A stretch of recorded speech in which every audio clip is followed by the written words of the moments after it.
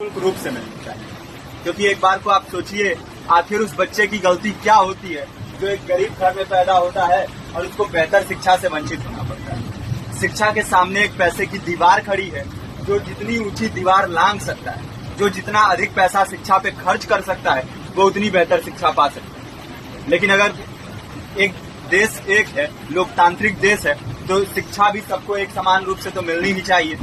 आज परिस्थिति ये है कि एक तरफ तो प्राइवेट स्कूल हैं जो लूट के अड्डे बने हुए हैं, वहां पे आप एडमिशन कराने जाएंगे तो सिर्फ एडमिशन के नाम पे ही आपको 10,000 20,000 रुपए देना होगा। और कमीशन खोरी का ऐसा धंधा है कि कॉपी, किताब, टाई, बेल्ट, ड्रेस, जूता कहाँ से खरीदना है ये आप नहीं तय करेंगे वो प्राइवेट स्कूल वाले। यानी आम लोगों की मेहनत की आखिरी कौड़ी उनके जेब से वसूल लेना चाहते हैं। और दूसरी तरफ सरकारी स्कूलों में न तो पर्याप्त टीचर है, न पर्याप्त बिल्डिंगे।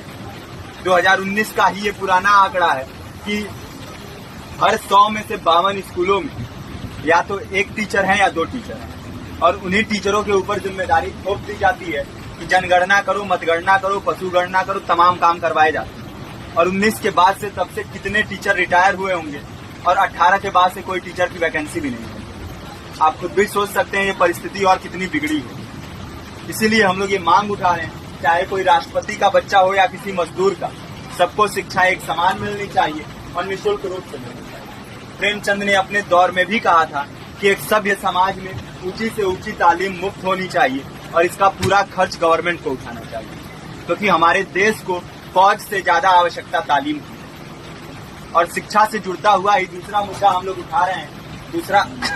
दूसरा मुद्दा है रोजगार का। रोजगार की परिस्थिति ये है कि आज सरकारी सेक्टर हो या प्राइवेट, सब कुछ ठेका संविदा के हवाले किया जा रहा है। परमानेंट नौकरियां लगातार घटाई जा रही है। इसी रेलवे में 1995 के आसपास लगभग 18.5 लाख कर्मचारी काम करते थे, लेकिन आज उनकी संख्या 12 लाख है। आप खुद भी सोच सकते हैं कितने बड़े पैमाने पे परमानेंट पदों को घटाया जा रहा है। और आज आलम ये है, एक तरफ लाखों पद खाली पड़े हैं, फिर भी कोई वैकेंसी नहीं निकलती। जो वैकेंसियां निकलती हैं उनमें भ्रष्टाचार होता है, पेपर लीक हो जाते हैं। RO, UP police, BPSC, SSC, CGL, ऐसे तमाम पेपर लीक हो चुके हैं, आप लोग भी जानते हैं। अभी नीट की धांधली में ये पता चला कि एक एक पेपर 30 लाख से 50-50 लाख रुपए में बेचा गया। हम और आप तो ये पैसा नहीं दे सकते। पूरी की पूरी कारस्तानी सरकार, प्रशासन, शिक्षा माफियाओं की होती है। और भुगतता कौन है? आम घरों के लोग, जो लोग सालों साल तैयारी करते हैं, दिन भर में 10-10 घंटे, 12-12 घंटे पढ़ते हैं। और इतनी कड़ी मेहनत के बाद, सालों साल की मेहनत के बाद उनके हाथ लगती है तो सिर्फ हताशा, निराशा, अवसाद। बहुत से छात्र नौजवान जो इस बेबसी में, इस डिप्रेशन में नहीं जी पाते, आत्महत्या तक के कदम उठा लेते हैं। लेकिन ये देश की विडंबना है कि टीवी चैनल, अखबार, मीडिया, नेता, मंत्रियों के लिए कहीं ये कोई मुद्दा नहीं है। उनके लिए मुद्दे हैं तो जाति, धर्म, रंग, नस्ल, अगड़ा पिछड़ा। आज जब पूरी परिस्थिति इतनी भयावह है तो ये जरूरी है कि लोगों के बीच में जाया जाए, लोगों को संगठित किया जाए और एकजुट किया जाए। क्योंकि आज अगर अपने मुद्दों पर बोलेंगे नहीं तो कल को ये परिस्थिति और बिगड़ेगी। हो सकता है ले देके अपनी जिंदगी तो हम लोग काट ले जाएंगे, लेकिन आने वाली पीढ़ियों को क्या भविष्य देके जाएंगे, ये भी सोचने वाली बात है। हमारे साथी ने आपको पर्चा दिया है, पर्चा आप तक पहुंच गया है।